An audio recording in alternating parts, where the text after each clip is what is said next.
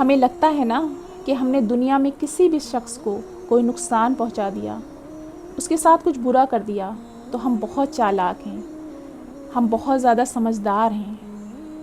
لیکن یہ بات یاد رکھیے، اللہ دیکھ رہا ہے، اور آخرت کے دن اللہ تعالیٰ عدل کرے۔ ایسے لوگ ایک چھوٹے سے نفع کے لیے ایک بہت بڑے نفع کو گوا دیتے ہیں اور اس سے کمپرومائز کر لیتے ہیں، جبکہ اللہ تعالیٰ سب دیکھ رہا ہے اور قیامت کے دن ہر ایک چیز کا حساب ہونا ہے۔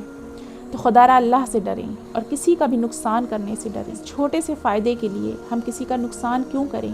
تو دیکھیے، ایک چھوٹے سے فائدے کے لیے ہم نے اتنے بڑے فائدے کا کمپرومائز کر لیا، جبکہ ہمیں پتہ ہے کہ یہ دنیا ہے، یہ گزر جانی ہے، یہ وقت ہے، یہ گزر جانا ہے، اور ہم سب کو کل کو اللہ کے سامنے مر کر زندہ ہونا ہے۔ تو کل کو آپ کے کیا کام آئے گا؟